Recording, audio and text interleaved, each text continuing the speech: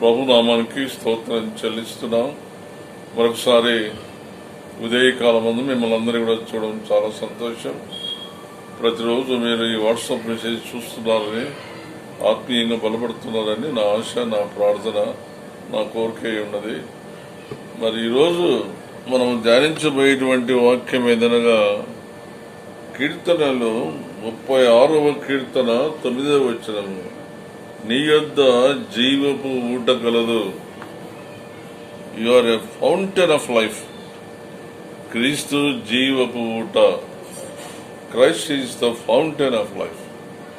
యేసుక్రీస్తు వారు not only the foundation of your life, Christ is the fountain of your life.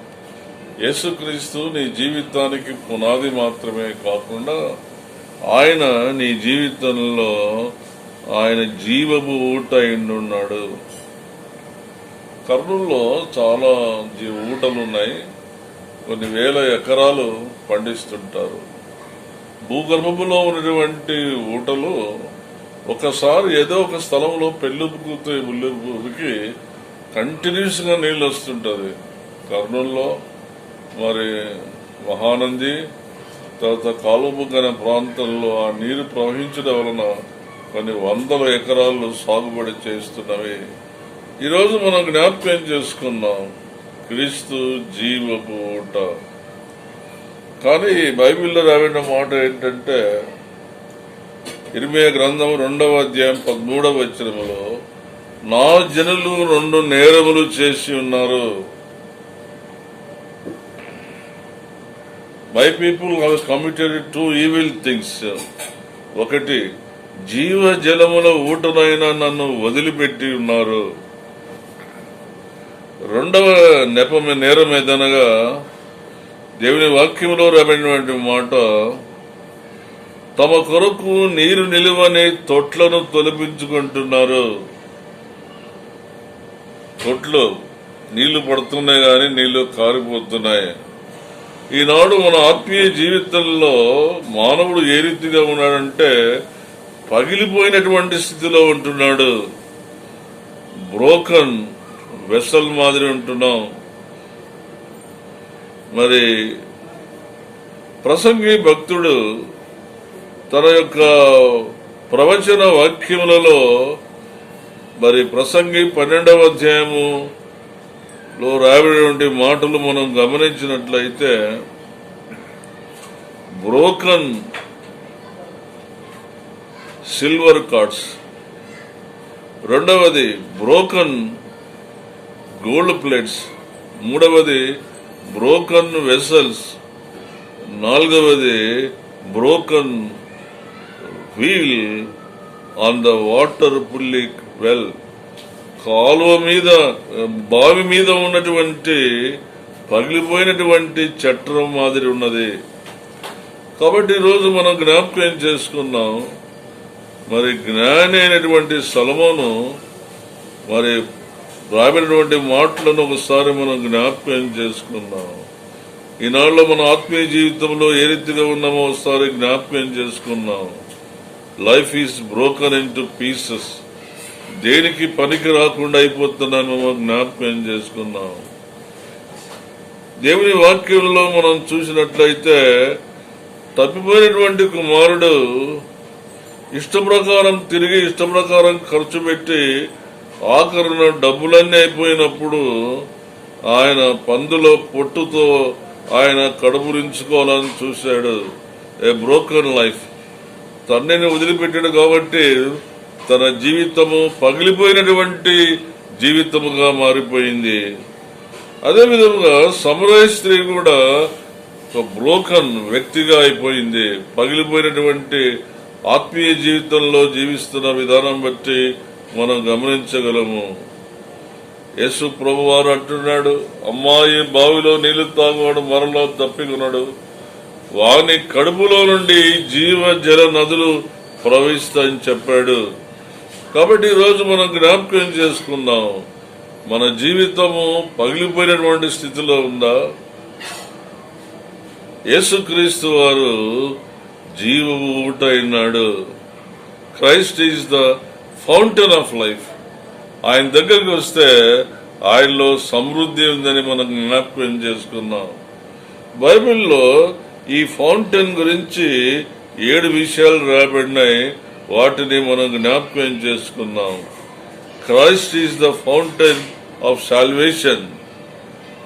36వ కీర్తనలో మనం చూసినట్లయితే 6వ వచనం యొక్క చివరి భాగంలో, యెహోవా నరులను జంతువులను రక్షించువాడవు నీవే. నరులను రక్షించువాడు. క్లిష్ట పరిస్థితులలో ప్రభు మనను కాపాడుతున్నాడు. భయంకరమైనటువంటి ఈ కరోనా వ్యాధి నుండి మనల్ని తప్పిస్తున్నాడు. క్రీస్తు రక్షణ ఊట అంటున్నాడు. ఎవరైతే ప్రభు దగ్గరికి వస్తారో ప్రభు వారికి రక్షణను గ్రహిస్తాడు. ఈ రక్షణ ఊట అనేది ఒక చెలిమి లాంటిది. రెండవది లో మనం చూసినట్లయితే 36వ కీర్తన మరి 5వ వచనములో రాబడిన మాట ఏమనగా, యెహోవా నీ కృప ఆకాశం ఆకాశం అంటున్నది. కృప అనేటువంటి మాట ఈ అధ్యాయంలో 3 సార్లు రాబడింది. 7వ వచనములో దేవాని కృప ఎంతో అమూల్యమైనది. తర్వాత 10వ వచనములో నిన్ను ఎరగని వారి ఎడల నీ కృపను, యథార్థవంతుల ఎడల నీ నీతిని ఎడతెగగా నిలుపుము. కృప అనగా నేను చాలాసార్లు చెప్తుంటాను, it is the unfailing love of God. దేవుని యొక్క ప్రేమ ఎటువంటిదంటే అదొక ఫౌంటైన్ లాంటిది. Christ is the fountain of love. క్రీస్తు ప్రేమ అనేటువంటి ఊట అంటున్నాడు. ఆ ఊట దగ్గరికి వచ్చి ఆయన ప్రేమను పొందవాలని ప్రభు కోరుతున్నాడు. మూడవది 36వ కీర్తన మరి 5-8వ వచనం యొక్క చివరి భాగములో, నీ ఆనంద ప్రవాహములోను నీవు వారికి త్రాగించుచున్నావు. Christ is the fountain of joy. క్రీస్తు ఆనందపు ఊట అంటున్నాడు. నీలో ఉన్న దుఃఖమును తీసివేస్తాడు. నీకు సంతోషాన్ని ఆనందాన్ని గ్రహిస్తాడు. నీ ముఖములో ఎప్పుడు సంతోషం ఆనందం ఉంటుందని జ్ఞాపకం చేసుకున్నాం. 4వది మనం జ్ఞాపకం చేసుకున్నాం. దేవుని వాక్యములో రాబడిన మాట ఆదికాండము 49వ అధ్యాయము 22వ వచనాన్ని మనం చూసినప్పుడు, యేసేపు ఫలించడి కొమ్మ, ఊట యొద్ద ఫలించడి కొమ్మ, దాని రెమ్మలు గోడ మీదికి ఎక్కి వ్యాపించును.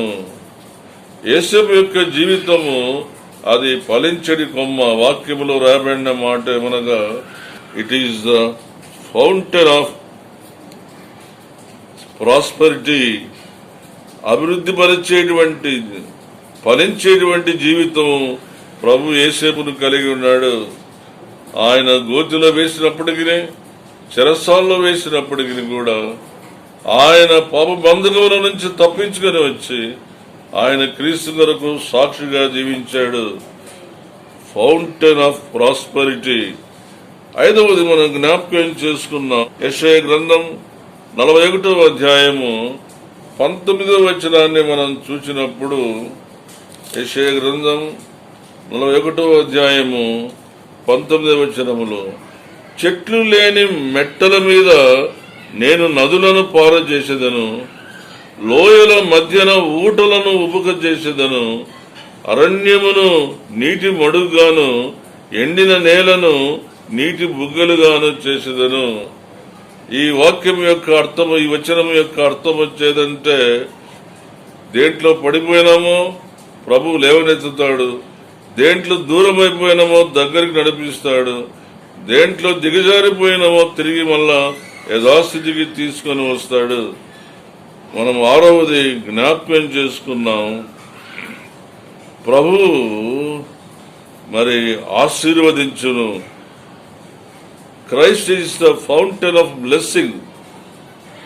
Is a fountain blessing. దేవుడు ఆశీర్వదిస్తాడు. ప్రకటన గ్రంథం 7వ అధ్యాయం 17వ వచనములో క్రీస్తు సమాధానమునకు ఊట ఇంటున్నాడు. సమాధానపు ఊట.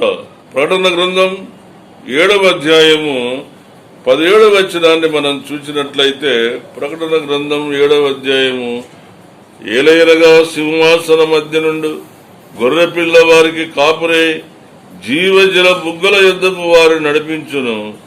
దేవుడే వారి కన్నుల నుండి ప్రతి బాష్ప బిందువును తుడిచివేయును.